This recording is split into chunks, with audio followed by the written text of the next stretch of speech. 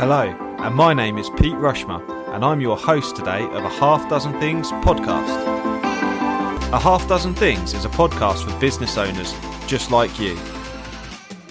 Whether you're an underdog hungry for success, or you're already smashing it but want to continue to level up, we are here each week for you to get insight and learning from the very best in the business. No fluff, no BS, and no self-proclaimed gurus talking about how easy business or life is. So the red light's rolling, and welcome to today's episode of A Half Dozen Things podcast. I'm absolutely delighted to be joined today by Elliot Kay. Woo! So Elliot is an amazing speaker coach, and I've been doing quite a bit of work with Elliot as part of his monthly mentoring VIP group, which I know is relaunching for next year now. So he's definitely enrolling people for that. So I'll get him to speak about that in a bit. But I found out the other day on LinkedIn that Elliot used to be a performer. So I'm going to get Elliot to introduce himself. He's got a lot of speaking experience and works as a coach as well. So Elliot, over to you. Are you able to just introduce yourself for the listeners and tell them a bit about who Elliot Kay is and what you do? Sure. Thanks for having me. So my name's Elliot Kay, and I currently am known as a speaking director. So I work with speakers to help them really become world-class, move from that good space into world-class space. And I do that through something called the anatomy of world-class speaking, where we really break things down and focus on the detail that make the massive difference. A bit like leadership, Pete. You know, when you focus on the details and they all add up, then we create great leaders, right? So we can talk about that. I'm a speaker myself. I'm a professional speaker. I run the Speaker Awards. I run the Speaker Summit. I've written 6 books in total so far, 3 about personal development and 3 about speaking. I've actually written a 7th, but I haven't published it yet, so I won't count that. I live in East Devon, where the sun supposedly never sets, but it definitely has set, and it's rainy today. And I'm just being typically British and talking about the weather. And that's just a little bit me in a nutshell. I get to work with amazing leaders like you on a regular basis to help them really enhance their speaking as a communication tool, as a leadership tool. I have 2 very crazy young kids as well. You know, 3. No, is he 3? No, he's 4. 4 and 7. I should get that right, really. And that's a little bit about me in a nutshell. And I support a real football team, by the way, but we won't go into that today. Elliot, who do you support? I'm an Arsenal fan. Oh no! Yes, Oh no! We can't speak it's anymore. true. I'm That's it. End of surrounded. podcast. Podcast Yeah. terminated. I'm surrounded. I'm surrounded by gooners at work. So all of my guys at work, yeah, I've got a few gooners. I've got one Chelsea fan, a couple of gooners. I'm actually off to watch. So that's the local team. So that's Posh, Peterborough United. I'm off to see them tonight against Stevenage. So that dates the Nice. podcast. But yeah, so looking forward to that. Elliot, I've been on your VIP group, which is a group of speakers that come together every month, well, a couple of times a month over the past 12 months. And we've been working through a range of stuff that you've been helping us with to either progress our professional speaking careers or to start to launch them and those kinds of things. Now, I set a goal around this time last year that I wanted to share my story. I wanted to speak more, and I wanted to sort of do more stuff. Now, obviously, as you said, you help good speakers become great speakers, and that's an important skill, whether you're a professional speaker or also as a leader as well.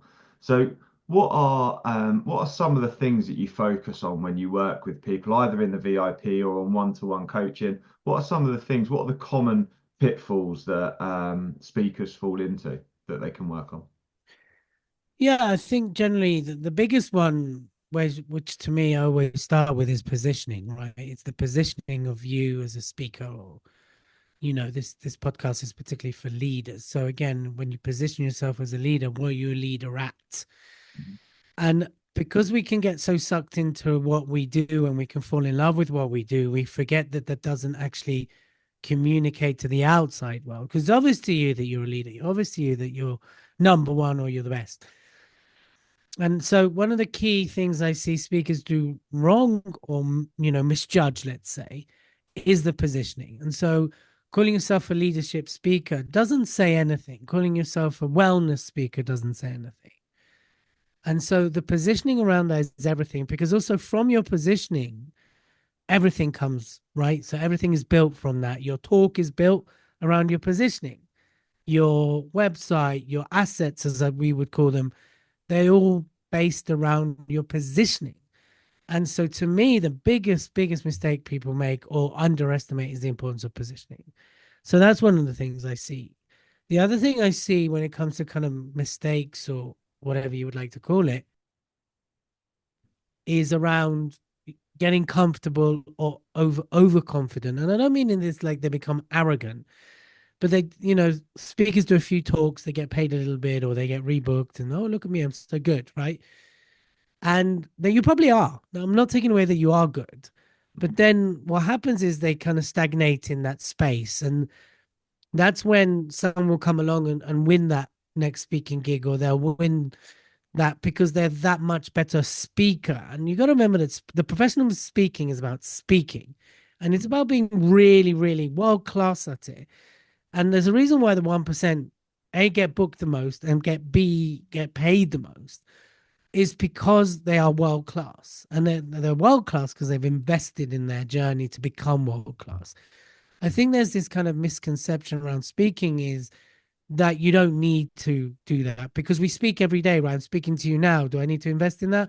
No, because this is a one-to-one conversation. Although you could probably, some people could invest in a better articulation. And I think because people take that kind of mindset into speaking, they miss the mark. So that's some of the stuff I can think about. Sure. Okay. When it comes to your question.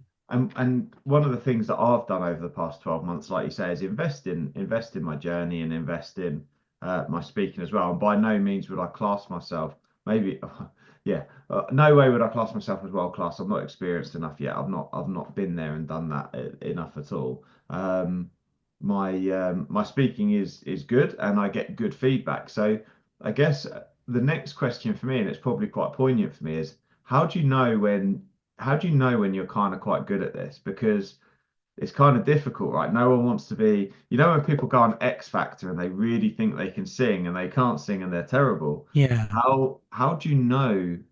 How do you know if you're a good speaker or not? Because I think that's something that a lot of people fear, and people listening as well, who maybe have to speak for work or have to get in front of an audience and speak. How do they know they're any good at it? I think, I mean, there's where your level of belief meets external level of reception, right? So I think the way I mean, I can say I'm really good, I'm world class, I'm amazing. But if it's not met with the same reception, then there's a disconnect.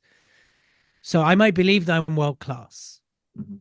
And unless I am getting that feedback back that I'm world class, then there's a disconnect. And this is where a lot of times speakers can kind of misjudge it. So the way I now know that I'm world class, now cockiness, is because I have peers that I consider to be world class judges giving the feedback that I'm world class. Great. Right. And that's how you know you've arrived. I talk about it in my fourth book, actually, Speak Influence Sell. I talk about the moment you arrive as a speaker where everything lands and everything's flowing, and even when things go wrong, you're able to kind of manage that really well, and people laugh at the right places, and they can't, in the end they come up to you and say the right things, and that takes time and it takes perseverance. And that's when I mean, I call that the arrival moment, but to know you're world class is also, you have to look at the bookings you're getting. You have to look at the inquiries you're getting. You've got to look at the testimonials you're getting. And that becomes your proof, because you and I can sit there and we can do all the mindset work we want about being world class. I am world class. And I can stand in front of the mirror and go, I'm world class. And, I can affirm to myself that I'm world class, left, right, and center.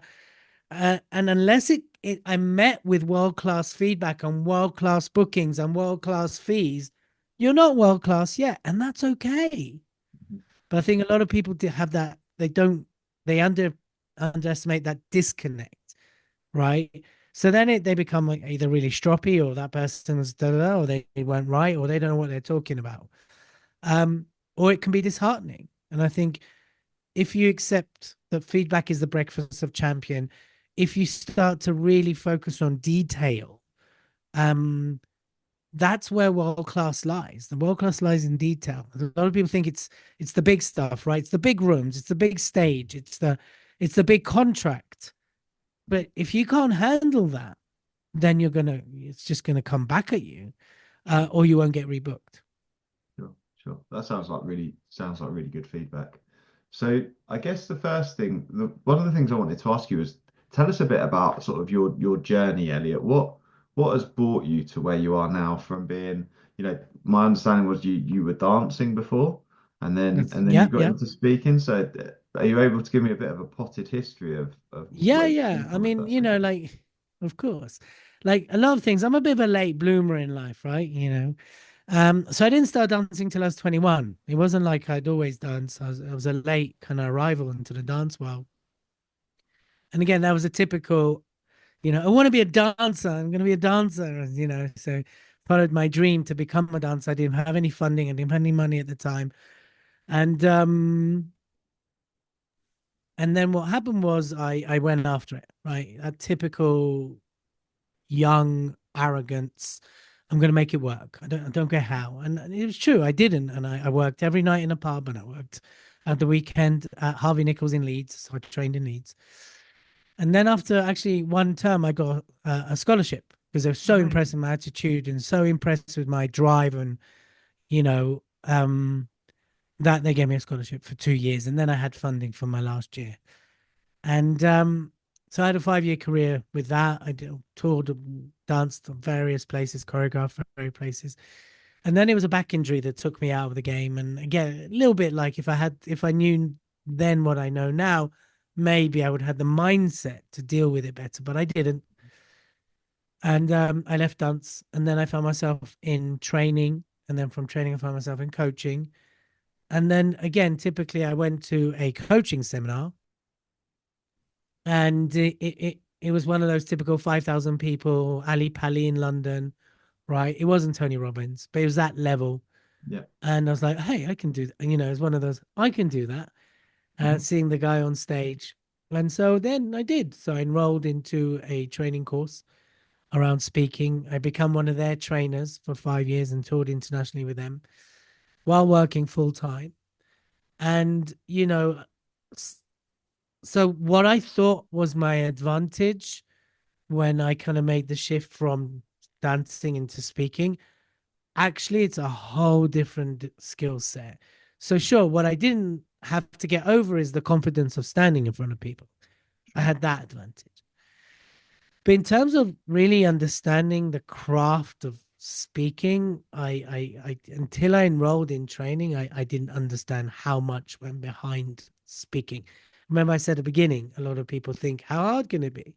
Actually, there's a lot that goes on in the background Yeah, when you're a absolutely. speaker.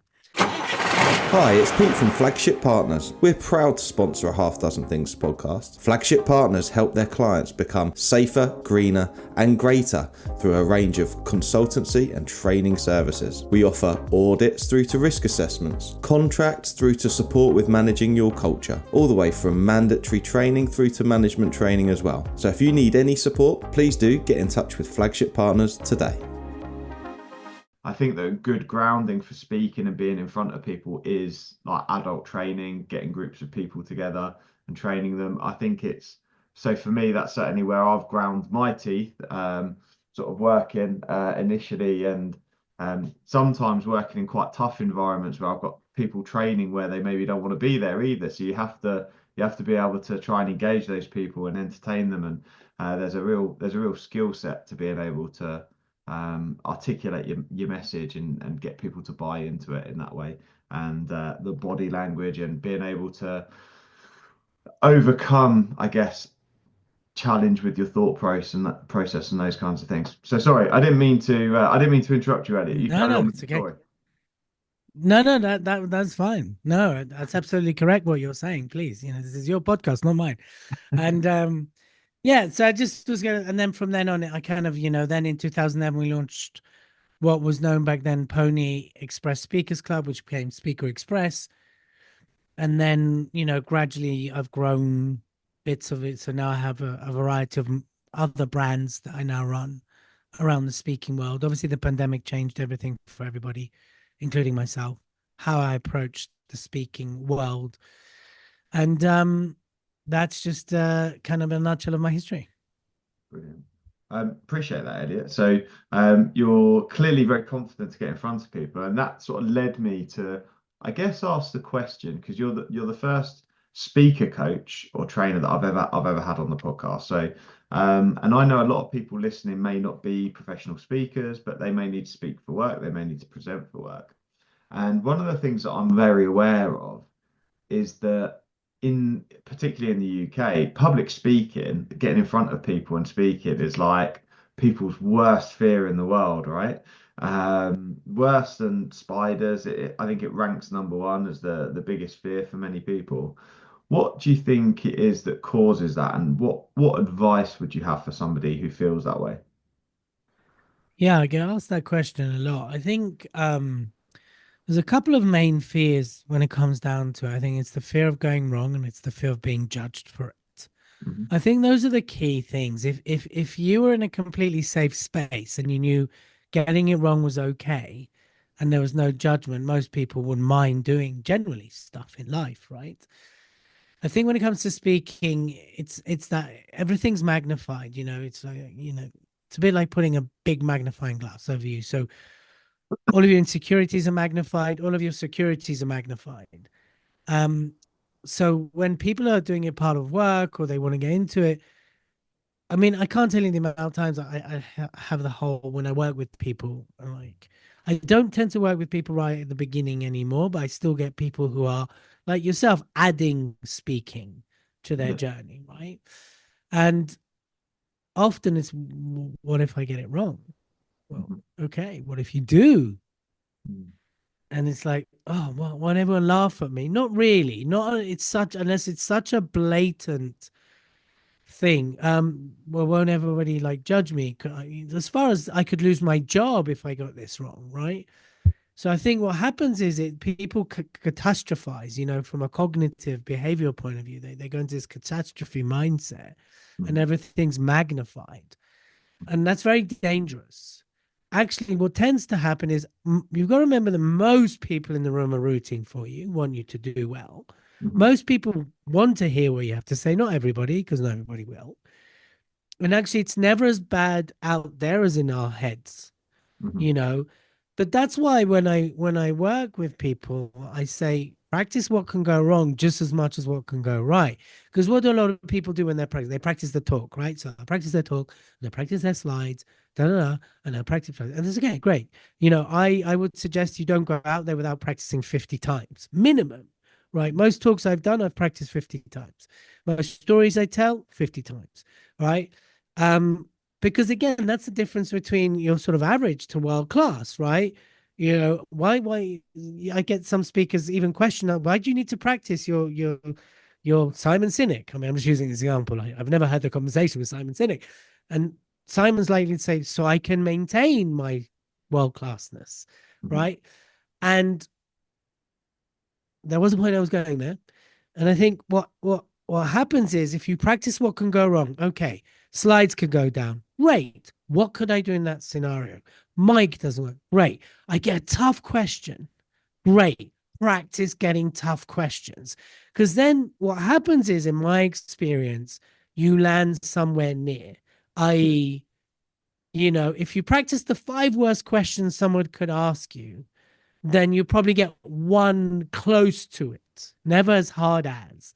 So all these, if you've prepared for it, then you're likely not to lose your composure, therefore not go wrong so much, therefore not have the issue of being judged. And that's what I, and I think that's the key difference again between sort of your average to world class. A world class will go, right, what could go wrong?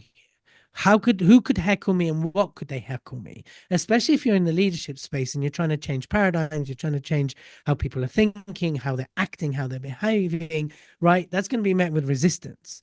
Mhm. Not even because people are nasty, because they don't want to change, Yeah, sure. right? So that's some of the ways I would suggest you can also deal with that. But those are the key things. So fear of judgment and fear of going wrong are the two big things. Amazing, Elliot. That was really insightful actually, and you got me thinking about last Wednesday. I did a presentation rather than a talk, but I was doing a presentation at a networking group of 60 business owners. Woo. I had a 10-minute slot to talk about some of the coaching stuff I'm doing and a bit about the book and stuff like that that's coming. And I had a mind blank, like like a genuine mind blank, like Yep, oh my yep. God. So literally, I'd just been introduced, and I was not long after starting, and I'd been saying how important Stoic philosophy was to me. So I was talking about Stoic philosophy, and I was talking about the four virtues, which are wisdom, justice, courage, and I always get the fourth one because I end up getting confused around them. But courage, wisdom, justice, and see, it's gone, right? But Yep. I know these things, right? But in a moment, because there's four of them, I always remember three things, and I remember I forget what the fourth one was, and the three things change. And I did the same thing in front of a group of people, and I just carried on, just carried on, and I got the feedback at the end. The feedback was really positive for the talk. But interestingly, one of my close friends who notices these things, he goes, "You forgot the fourth thing, right?" And I was like, yeah. And he goes, I was really impressed with how you carried on. That was real class, the way you just carried on and just let it go. Right. And I was like, awesome. Do you know what I mean? So the third thing's discipline. So I missed it. And the reason I Fourth often miss thing. discipline is the reason I miss discipline, I know why I miss it, is because in Stoic philosophy, they talk about temperance, which is not people know now as discipline. So I always just miss discipline because I get confused between the word temperance and discipline. Um, but yeah, so it's just interesting how I guess over time with speaking and that practice element that you're talking about, you then have the confidence to go, I can just overcome this. It's okay. I'm just going to keep going because it's Right. done now and I just need to forget it and move on. And I think you're absolutely right with the class comes from the practice. It comes from doing the hard Right. yards. I remember one of the key things that resonates from me over the last 12 months that we've spent together in the Speaker VIP is that if you get an opportunity to speak, you take it and you go and take it because it's more opportunity, more practice, more getting in front of Yeah. people. And I think that's really vital. So the thing I would say for people if they're listening and they get an opportunity to go and speak, or they get asked to present, or they get to get up in front of people and they feel nervous, the best thing to do is to just get out there and do it. Just keep practicing because that's what makes you get better. And I was saying earlier about the training thing is that I used to get nervous about training sometimes because you never really know who you're going to get in your group when you first set out. You worry that you Yeah. might get it's similar to a heckle, you might get stupid questions or people might disagree with what you're trying to show them, and those kinds of things, and you face some resistance. And that's a really good grounding for being able to have that confidence to know that you can pivot and adjust and convince and sort of use your language and use your confidence to be able to create a good learning environment for people because essentially speaking is that it's kind of educating people, isn't it? I perceive it that way. We're educating people about a thought that we have or an idea that we're sharing or developing a perspective on something which we want people to come on the journey with us to help them understand. I think I'm a big fan of that sort of training and coaching piece to then lead into it. Because if you sometimes it's harder. I find if I speak in front of 100 people, we're faceless a little bit. I think when you've got like 10 people right there leaning into you, listening in, that's almost a little bit more pressure sometimes because you're just in this small environment. I don't know what you think. Well, a lot of that froze, by the way, Pete. So you might need to check the I'll timestamp check for I'll that, check that out when it and comes see if back it here. actually came from your end. No But worries. could you, yeah, can you just repeat what you said so I can respond to that? No worries, yeah. So what I was saying, and I'll get this edited before we go back, typical technical issues, right? But what I was saying was around when you're training, for example, it's a really good basis for getting that practice in, right? And actually sometimes that smaller group of people, maybe only 10 or 12 people, can be a little bit more intense over a longer period of time than having a bigger group of people because you've got a big group of people, you're sort of, you're looking through the different faces, but ultimately you've got a group of people right here who can just interrupt you. They just say something and they just interrupt your flow. So being able to adjust and adapt and respond to questions. And one of the other things I think you learn by spending time in the training space is that you start to realize the questions that people ask about things. So if you're speaking about something you've regularly trained, you kind of know the things that people are going to ask, so you can answer them proactively as well. And that comes, like you say, with practice too. Yeah, absolutely. I think, it's almost like every opportunity is a chance to kind of test material. So even training rooms, you can test a joke or you can test a piece of content, and then you make it relatable, obviously, to the training. And you can measure. It's a bit like, I was talking about this. It's a bit like comedians. They'll do the smaller clubs, test the material, and then do their big show. And it's the same. If you know you've got a big event coming up, get yourself booked on loads of small different stages and test the material, see how it lands, you know, and in that kind of open feedback mindset, go, okay, that really worked, that didn't work, that needs tweaking. And so then when you do come to that big talk, right, then you've tested the material, it isn't fresh out your mouth, you're not thrown because something you thought the audience will crack up, but they're just silent, right? Um, and also the other thing you learn is you learn to read rooms a bit. Now there's no exact science to this, but you learn to gauge, you learn to learn what's going, you learn to know when they're really pulling back energetically and they've had enough of you trying to pull them forwards. You learn all the to read a lot of that. And again, world-class speakers, great speakers are able to read the room well and adjust accordingly. Because again, what do speakers often misfire at is they don't read the room. And that can be quite tricky. And actually, I was giving feedback to someone we both know, and she's quite established. She's very established. She's very authoritative in her space. And throughout her talk, she was cracking jokes, but people weren't really laughing. And it wasn't because they weren't funny. It's because she's very authoritative, right? She really owns that space. And I had to tell her, I said, look, you need to give people permission to laugh at your jokes, because what happens in the room is people are a bit scared to laugh at your jokes because you're so respected. So from the word go, you need to go, look, I'm going to tell this, I'm going to be goofy, I'm going to be a bit funny, laugh at my jokes, please. And it's that kind of learning to read the room a bit, because she wasn't even aware of that. And I was like, look, you're cracking some jokes, but look, they're not laughing. And that's because actually you can see, like, oh, do I laugh? Do I not? Was she being funny? Was she not? And these are the things you learn when you become world class. So like you say, when you're doing your training, it's a great place to test things. When you're doing the 10-minuters, test things. Like, oh, let me tell a story here instead of giving them loads of content. Maybe just tell them a story about, a stoic thinking. Da, da, da, da, da. Right? Oh, that worked. That didn't work. Oh, I don't want to use that story. I don't want to use that story again. And that's what I do when I do the smaller talks. That's why when I speak pretty much everywhere I'm offered. Because even if I'm not paid, I have an opportunity to test material. I have an opportunity to test a new story. I'm like, okay, let's do it. Right.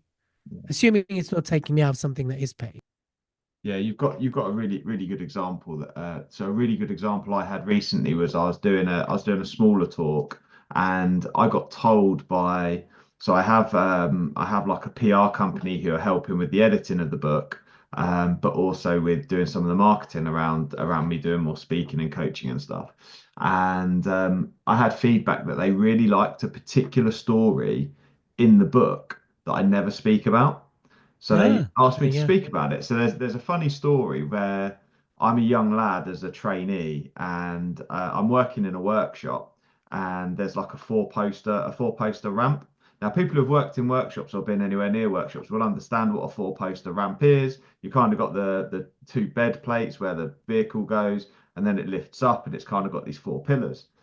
The issue I found was I was speaking to an audience who weren't particularly technical in that sense, and it took so much time to paint the picture of this workshop environment and what the equipment looked like and everything. The long story short was the vehicle ran out of fuel on the ramp, and I asked a Eastern European colleague to help push it, and he just started pushing even though I had the door open, winding the window down to be able to steer the vehicle off.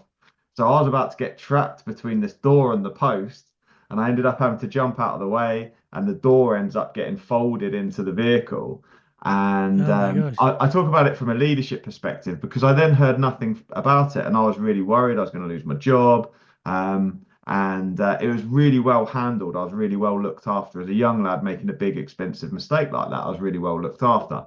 And that's kind of the purpose of the story. But what I realized was I've just quickly explained that to you now, but I felt the need to really, really explain it. And I didn't really have enough time to be able to do that. And it was very important that people understood the picture of what I was trying to paint. So I was like, this probably isn't the best story for this situation. For the, if I have more time, if I'm doing a keynote that's 45 minutes, I can tell this story. I can paint the picture. I can talk about how it smelt of grease and oil, and I can talk about, what all the guys were saying to me in the workshop, and the swearing and the laughing and the pointing and the jesting and those kinds of things. But in a shorter talk, it's not going to work. And I needed to try it to work it out. I wasn't going to work that out just on Yeah. my own. So I think that's good feedback. Yeah. So But that's where, testing. Yeah. Go on. yeah, no, that's cool. So I was And going to that's ask, where, yeah, we've got a delay, haven't go we? on. We do. Go on. I'll be quiet. You talk. It's worked really well so far. It's worked really well so far. And then just as we're coming to the end, the delays just kind of got worse and worse. So I don't know what's going on. Elliot, it's been really good fun sort of having a chat about the speaker training and speaker coaching and those kinds of things. So with if I was to ask you now for me, so say obviously I've done a year with you now already, so maybe I'm not the right person, but say somebody they've been I'm just going to wait a moment because I think it's freezing. Can you give me a nod when it stopped freezing? Yeah. Okay, cool. So I'm here. I'm good. you're still good. Okay, cool. So, um, when somebody has been doing some training, they're maybe doing a bit of coaching, they're a leader of some description, and they want to progress their speaking. What steps should they be looking at doing? Should they? Because I know you say you don't really work with people right at the beginning. It's normally when they're maybe adding some experience. But what would be maybe like the next few steps for them to take to be able to get to a position where they're on the ladder and maybe they're getting paid to speak. Yeah, I mean, I think you are a good example because I know you've done almost a year with me, but also you're thinking, well, I'm going to do another year because actually you see the benefit of continuous growth. Yes. So I wouldn't take you out of the equation. But for someone who, and again, you're adding speaking, so you're completely the right example. And I think for anybody out there, first things first, I think even before we talk about positioning, you've got to create the capacity to manage what speaking will demand of you. And again, when we talk about underestimation, so the next step is going, okay, really getting the benefits of what speaking will bring to you as an expert, as a leader, and then understanding the capacity you need in your diary for it, right? It's a very real thing. It's not, you're not just suddenly decide you're going to be a speaker and everyone's going to suddenly go, oh, let me book you, let me book you, let me book you. You're a star. That's not quite going to happen. All right. So once you've agreed that you've got the mental capacity to manage this, then yes, then it's about positioning. It's about what is your signature talk? Like, what's that one talk? What's your single that you're going to release? Of course, you can have other talks, like a big like musician, right? You can have an album, but you got to have a single, right? And that's your signature talk. So what's that going to be? And then it's about developing the assets, right? The show reel, the website, the one pager, all the things that market you as a speaker. But unless you get the positioning right, then everything else can misfire. So the next step is, if I was to dial that back a bit, make sure that speaking can add and enhance you as a leader, right? Make sure you've got the mental capacity to invest time, money, and energy into it. Then I would say you can do it either way. But the first thing after that is positioning. Then you either do your talk and your assets, or you do assets and then your talk. But positioning is kind of your next step from there. So that's what people need to do. Awesome, Elliot. Thank you very much. Elliot, are you able to, if we just finish off this session, then tell me a bit about the speaker VIP that's coming up. I know I'm re-signing up, so tell people a bit about that, because that's kind of like that's kind of like your entry level offering, isn't it, for people to be able Yeah. to come in, and then they might progress onto one-to-one work and that sort of stuff as their career progresses. But tell me a bit more about the Speaker VIP, and then I can share my amazing experience this year about it too. Oh, thank you. Yeah, so the VIP, it's a monthly, it's like a mastermind for speakers. And what we do is we meet once or twice a month. And the idea is the beginning of the month, beginning of the month, I teach you something around, it's based around the marketing aspect, right? So the first meeting of the month would be teaching you something like, what does a good website look like? And I give you examples and things like that, speaker website, that is. And then when we have our second session of the month, it's how are you getting on with the website? How are you getting on? What are you thinking? So each month we introduce a different aspect. So we'll do a month on showreel. Here's great showreels. Here's the layout. Here's what you need from a great showreel. Then the second call is how are you getting on with showreels, right? The other aspect, of course, that the Inspired Speakers VIP offers is I also run the Inspired Speakers Network, right? And you've been to that. I think that's how we connected and how we actually ended up working together. And then being on the VIP program, it gives you stage time. So you actually get to speak at the Inspired Speakers Network as well. But that's basically how it works. It's a 10-month program. There's a WhatsApp group to support each other. There's Google Drive where everything's recorded on. But more than anything, you get very applicable, tangible tools to go away and do. It's not like, well, it's not like some masterminds. How do you build it? How do I build a showreel? Well, I don't know. If you knew how, it's like, what do you think is the right answer? No, no, no, no. I'm working with you because I need to know this. Okay, yeah, but what do you think is? No, it's not like that. It's like, here's a showreel. Here's what it needs. Right? Go away and build it. Here's the things for social media. I know the social media session we all did was massively impactful for everybody because you can see everyone's social media shift, right? And how they started to post. So things like that have immediate impact. And we've seen people land their first paid speaking gigs. I've seen various people kind of grow their incoming sort of inquiries. Look, I can't promise anything, but I do know if you apply, you get results. What they are, I don't know. I can't promise that. Go on, Pete. Over to you. You share you're amazing.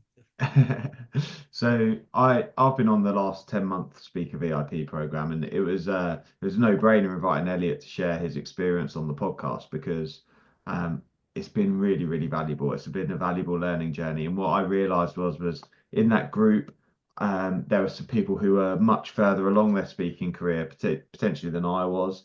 And that's okay, right? Because usually when you get a group of people, you've got people at different stages. And what's happened is the program's kind of pressed on, and the challenge I've had is the one which Elliot referred to earlier, which is around having those time constraints and having those challenges from a time perspective around facilitating the journey that's needed or having the time blocked out that's needed to become a great speaker. And I'm in the progress this year of doing less of the other stuff that I've been doing. And obviously, I have a business and an organization and people to be able to manage and do their thing. And I need to make space to be able to develop that. So that's why I'm going to go and do a second year of the program, because whilst it's kind of like repeating, what it'll mean is I'm in a better space to be able to implement it all, but it'll embed better anyway. Like second time round, it's going to embed better. I'm going to tweak. I've created a lot of the assets already, like website and bits like that. But actually, like with anything, it's always continuous improvement. It's evolvement. It's the practice. It's putting in the hard yards to become world class. Because if you're going to do something, that's my goal. I want to become world class at it. So for me to do that, I have to put the effort in. I have to put the work in. I have to put the time in to do it. And I think if it's something of interest, I'd definitely recommend reaching out to Elliot and having a chat with him about that Speaker VIP program, because it's a really good, cost effective, high return on investment for a monthly, twice a month, getting online. You can fit it in around other stuff that you're doing, because it's sort of, it's only a couple of hours a month, but really, really valuable. And you learn loads, not just from Elliot, but also from the peer group. The peer group within the group is really valuable as well, because people are doing different stuff and you get feedback from other people. So it's not just, you're not just getting feedback from one person. You've actually got however many people are in the group all feeding back to, and they're all at different stages on their journey. So I found that really valuable as well, and being able to see the things they've done and we're implementing and the things that we're working to. So Elliot, I've waffled, but hopefully that was a fair assessment of where we're at with the Speaker VIP. So if people were Amazing. interested to find out more, Elliot, what's the best way of getting in touch with you and finding you? I think the best way is either LinkedIn, Elliot Kay, spelled the proper way, ELLIOTKAY. So that's the proper way of doing it. And then drop me an email. I guess the easiest is Elliot, my name, at elliotkay.com. So ELLIOT at ELLIOTKAY.com. That's probably the best way in terms of spellings and stuff. And just drop me an email, say love to chat, love to connect, and we can go from there. This intake's actually 50% full, which is great news. I'm because I don't look for a massive number. I don't want big groups, again, so we can keep that intimacy. So if you are interested, do get in touch sooner rather than later. You're a star, Elliot. Thank you very much. And what I'd ask, could you just send me over the links? And what I'll do is I'll put them in the show notes. So if people are listening, there's links in the show notes, and you can reach out to Elliot and get in touch. And maybe if it's fully booked, put yourself on the waiting list for next year's. You never know. So yeah, exactly. Well, book a call in with me anyway, and we'll take it from there. Brilliant. Elliot, it's been an absolute pleasure having you on the podcast. Thank you very much. And listeners, thank you for joining me. I've really, really enjoyed having you listen to the podcast, and I hope you got lots of value from it. Elliot shared some amazing insights there, lots of information about if you're interested in doing more speaking, how you can go about overcoming any fears that you may have around that and how to progress that as well. So Elliot, thank you very much. And thank you everyone for listening. See you all on the next one. Take care. I really hope you loved today's episode, and if you did, please make sure you subscribe and listen out for future episodes too. Please do share it across your social media channels. We hope to reach more and help more people. If you want to find out more about me, my name's Pete Rushmer. You'll find me across any social media channel and my business, Flagship Partners, and we're your partners in success across your business. Thank you. See you again soon.